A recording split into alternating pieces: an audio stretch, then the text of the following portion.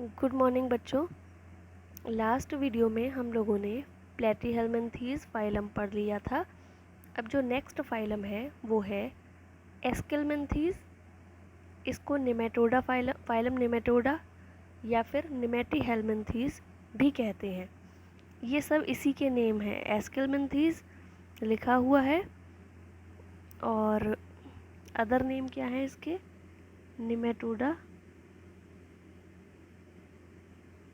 Nematoda और दूसरा निमेटहेल्मिन्थीज।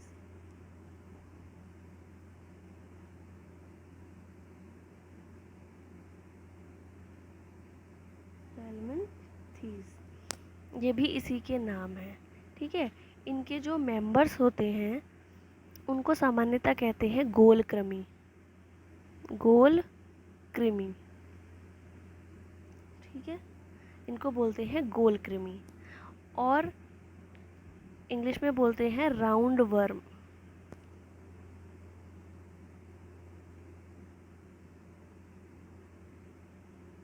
ठीक है, इन्हें क्या बोलते हैं?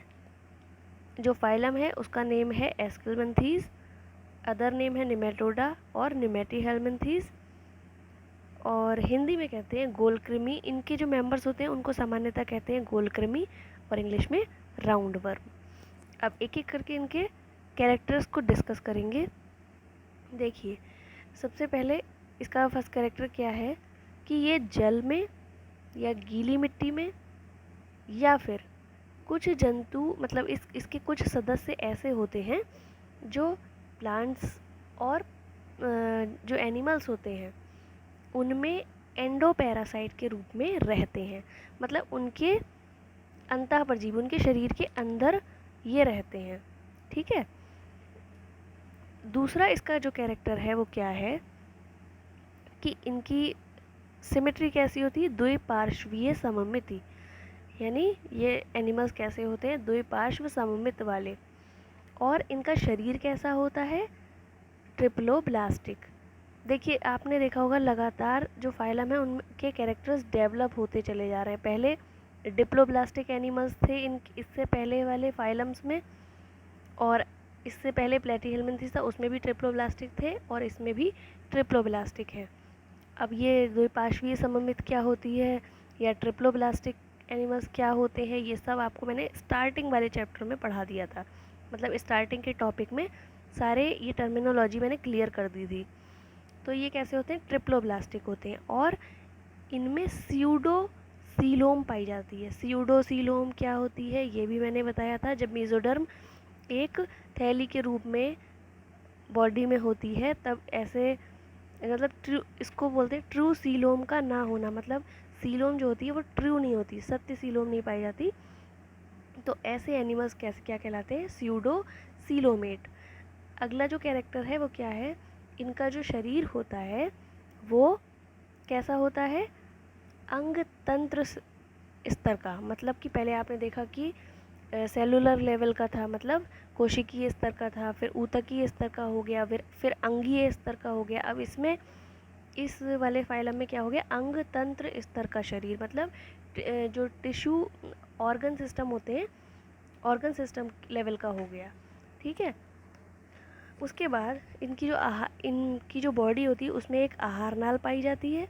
और जो जैसे ये एनिमल है कोई, इसकी बॉडी के अंदर एक आहार नाल होगी और इसका माउथ ऊपर की तरफ होगा और जो वेस्ट ये निकालेगा, मतलब जो वेस्ट होगा वो एक्सक्रीट करेगा, वो वाला भाग यहाँ पर होगा। मतलब कि इसमें मुख ऊपर की ओर और गुदा, मतलब कि एनस बोलते हैं,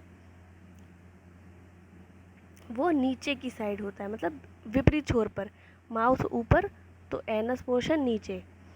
तो इस तरीके से जो भोजन जैसे ग्रहण करेगा या कोई भी चीज़ तो वो ऊपर है और एनस जो वेस्ट एक्सक्रीट करेगा वो नीचे है। ठीक है, फिर इसके बाद इसमें जो अगला कैरेक्टर है वो है उत्सर्जन। इनमें बहुत ही सरल प्रकार का होता है। उत्सर्जन तंत्र जो है वो बहुत ही सरल प्रकार का होता है। मतलब यहाँ से उत्सर्जन तंत्र का डेवलपमेंट शुरू हो गया एक तरीके से। ठीक है, इसके जो एनिमल्स होते हैं वो कैसे होते हैं? इसके जो एनिमल्स होते हैं वो यूनिसेक्सुअल होते हैं। मतलब देखिए इसके जो एनिमल्स होते हैं वो कैसे होते हैं, यूनिसेक्सुअल होते हैं। मतलब एक लिंगाश्रयी, मतलब कि ये होता है कि इसका मेल अलग होगा और फीमेल अलग होगा। आपने इससे पहले वाले फाइलम्स में पढ़ा था कि कुछ फाइलम्स में पढ़ा था कि दोनों कैसे होते हैं, उभय मतलब एक ही बॉडी में मेल और फीमेल दोनों पाए जाते हैं। ठीक है, लेकिन इसमें क्या आपने क्या पढ़ा कि इसमें एक लिंगाश्रयी होते हैं, मतलब मेल और फीमेल अलग अलग होते हैं। ठीक है, अब इसका जो नेक्स्ट कैरेक्टर है वो क्या है कि इनमें निषेचन क्या होता है, आंतरिक होता है, इंटरनल फर्टिलाइजेशन होता है। क्या होता है, इंटरनल, देखिए इंटरनल फर्टिलाइजेशन होता है, और जो डेवलपमेंट होता है वो डायरेक्ट डेवलपमेंट होता है। मतलब जो शिशु और वयस्क होते हैं वो दोनों सेम होते हैं। कैसे होते हैं, सेम होते हैं। मतलब ऐसा नहीं है कि इसमें कोई लार्वा अवस्था बनती हो या कोई कई स्टेजेस से होकर ऐसे जाना पड़ता हो तब वयस्क जीव बनता हो, ऐसा कुछ नहीं है। जैसे शिशु होते हैं वो वयस्क के समान ही होते हैं बस। ठीक है, और इसके जो एग्जाम्पल्स हैं वो क्या है, एस्कैरिस। देखिए एग्जाम्पल आप देख लीजिए, ये है एस्कैरिस, ये इसी संघ के मेंबर्स हैं। गोल कृमि बोलते हैं इसे, मतलब इसके जो मेंबर्स होते हैं वो गोल कृमि होते हैं। अब देखिए ये एस्कैरिस है, इसमें मेल अलग, दो मेंबर हैं, मेल अलग है फीमेल अलग है।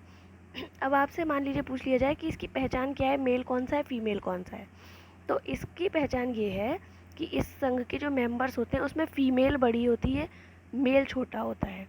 और जो मेल होता है उसका एक पोर्शन जो पीछे का होता है, टेल रीजन, वो राउंड होता है, ऐसे घूमा हुआ। ये दिख रहा है आपको, ऐसे राउंड है। ठीक है, ये इसकी पहचान है। जब आप लोग प्रैक्टिकल एग्ज़ाम या कोई एग्ज़ाम देते हैं तो उसमें ये क्वेश्चन पूछ लिया जाता है कि इसकी क्या पहचान है। ठीक है, हमेशा मेल छोटा होगा और फीमेल बड़ी होगी। ये एस्कैरिस का एस्कैरिस है ये दोनों। ठीक है, अब देखिए अगला है वुचरेरिया। दूसरा है वुचरेरिया एग्जाम्पल, इसे फाइलेरिया कृमि भी कहते हैं। आपने सुना होगा कि फाइलेरिया एक रोग होता है। फाइलेरिया में क्या होता है, एक पैर बहुत ही स्वेल हो जाता है, मतलब मोटा हो जाता है बहुत ही फूल कर, तो ये इसी कृमि की वजह से हो जाता है। ये देखिए, ये भी, इसमें भी देखिए मेल कौन सा है, ये फीमेल होगी बड़ी है, और ये मेल है छोटा है, उसकी जो पीछे का टेल है पोर्शन वो थोड़ा सा राउंड है। देख लिया आपने। उसके बाद इसका देखिए, इससे जो रोग होता है वो कैसा होता है, ये देखिए इसमें एक पैर जो होता है वो काफ़ी हैवी हो जाता है और एक नॉर्मल रहता है, क्योंकि इसमें लिम्फ इकट्ठा हो जाता है। लिम्फ क्या होता है, वो एक टिश्यू होता है, वो मैं आपको बाद में बताऊंगी। तो इस तरीके से ये वुचरेरिया की वजह से, फाइलेरिया कृमि जो होता है उसकी वजह से फाइलेरिया रोग हो जाता है। अब देखिए ये, और अगला एग्जाम्पल है इसका एनकाइलोस्टोमा।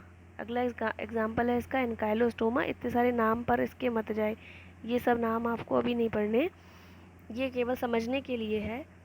और इसे बोलते हैं हुक वर्म, इसे बोलते हैं हुक वर्म या हिंदी में अंकुश कृमि। तो ये सारे संघ निमेटोडा के एग्जाम्पल हैं। इसके बाद अगला जो फाइलम है आपका वो है एनेलिडा। फाइलम एनेलिडा के कैरेक्टर्स पढ़ते हैं। तो फाइलम एनेलिडा के जो जंतु होते हैं वो कैसे होते हैं, खंडों में बटे होते हैं। पहला इसका कैसे होते हैं, खंडों में बटे हुए। ठीक है, सेगमेंट्स में बटे हुए। आपने केचुआ देखा है, वो इसी संघ का जंतु है।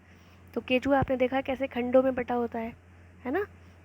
इसके बाद इसका जो अगला कैरेक्टर है वो क्या है, जलीय भी होते हैं, स्थलीय भी होते हैं और कभी कभी परजीवी भी होते हैं। ठीक है, मतलब तीनों टाइप के होते हैं।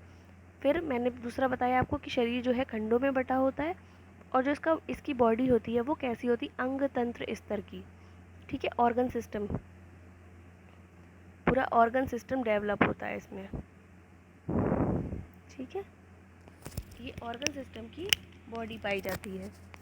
उसके बाद अगला कैरेक्टर क्या है, ये वाले एनिमल्स जो हैं वो भी कैसे होते हैं, बाईलेटरली सिमेट्रिकल। इसमें कैसी सिमेट्री पाई जाती है, बाईलेटरल सिमेट्री पाई जाती है। और बॉडी कैसी होती है, ट्रिप्लोब्लास्टिक।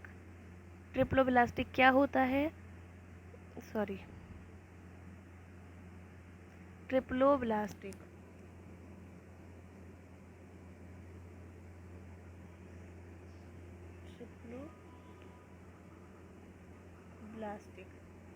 ट्रिप्लोब्लास्टिक।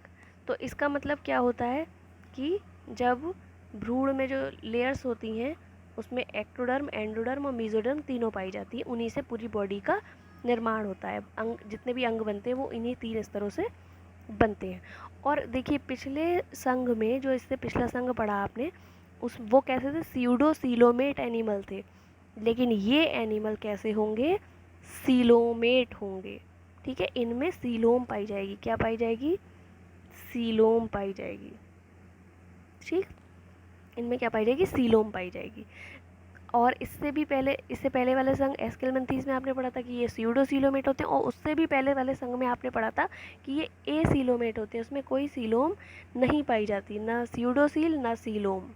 ठीक है, तो आप समझ गए।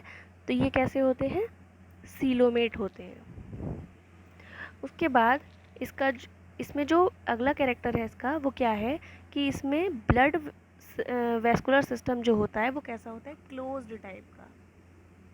ये कैरेक्टर भी मैं आपको पहले ही बता चुकी हूँ कि क्लोज्ड क्या होता है, ओपन टाइप का वेस्कुलर सिस्टम क्या होता है, ये नहीं पाया जाता है। इसमें कैसा पाया जाता है, क्लोज्ड टाइप का ब्लड वेस्कुलर सिस्टम।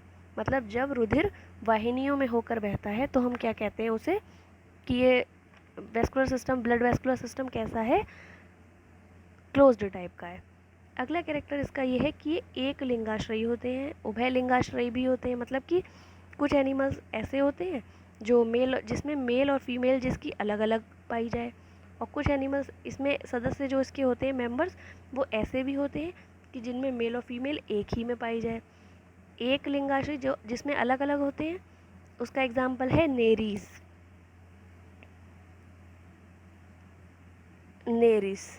ठीक है, और जिसमें एक ही में पाए जाते हैं मेल और फीमेल, वो है अर्थवॉर्म। सबने देखा होगा अर्थवॉर्म, केचुआ जिसे बोलते हैं। इसमें ये होता है बाइसेक्सुअल, मतलब मेल और फीमेल दोनों पाए जाते हैं एक ही प्राणी में। और ये नेरीस में क्या होते हैं, मेल और फीमेल अलग अलग होते हैं। ठीक है, अगला कैरेक्टर क्या है कि इसमें जो उत्सर्जन होता है, ठीक है, इसमें जो उत्सर्जन मतलब एक्सक्रीशन होता है, वेस्ट मटेरियल जब बाहर निकाला जाता है तो एक विशेष टाइप की नलिकाएं होती हैं जिन्हें कहते हैं मेटानेफ्रीडिया।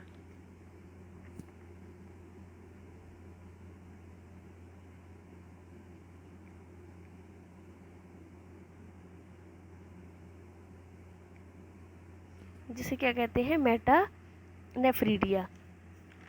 मेटानेफ्रीडिया की सहायता से उत्सर्जन होता है।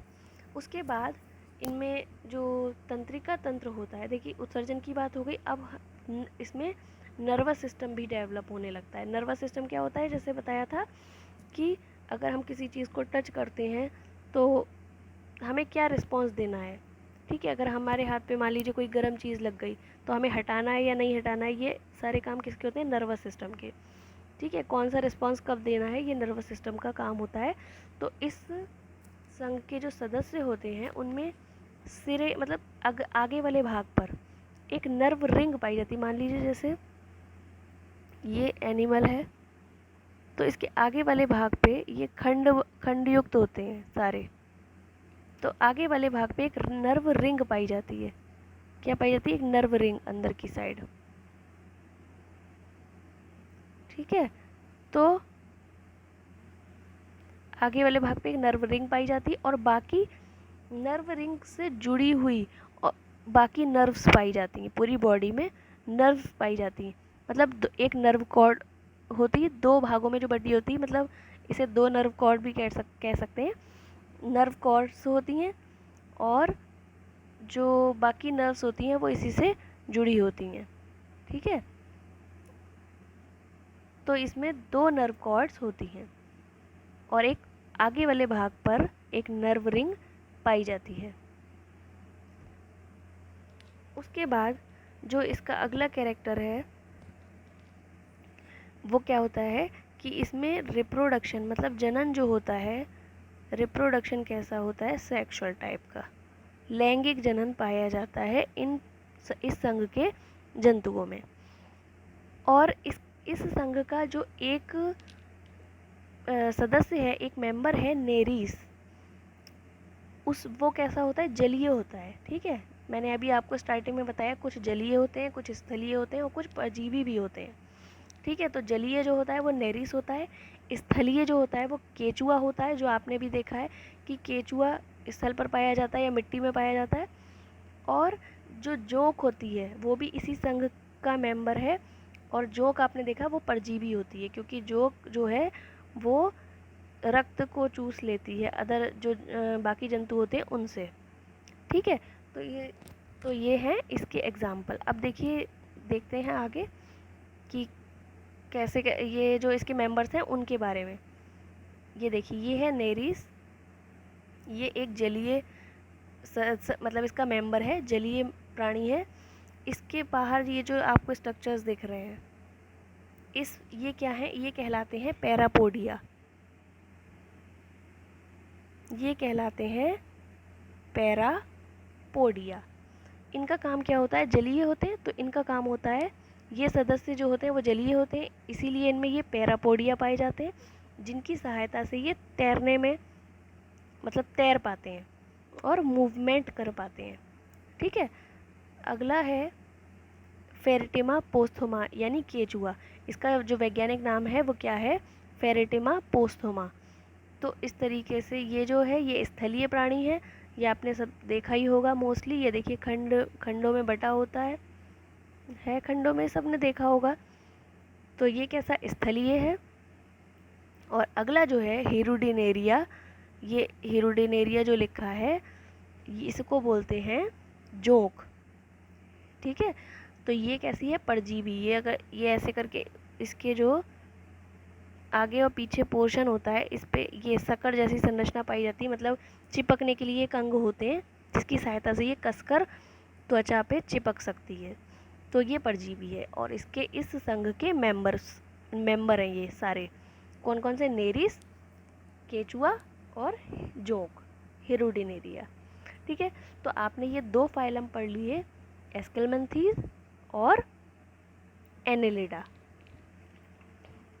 ये दोनों आपने संघ पढ़ लिए। अब इसके आगे का जो संघ है आर्थ्रोपोडा, वो अब हम नेक्स्ट वीडियो में पढ़ेंगे।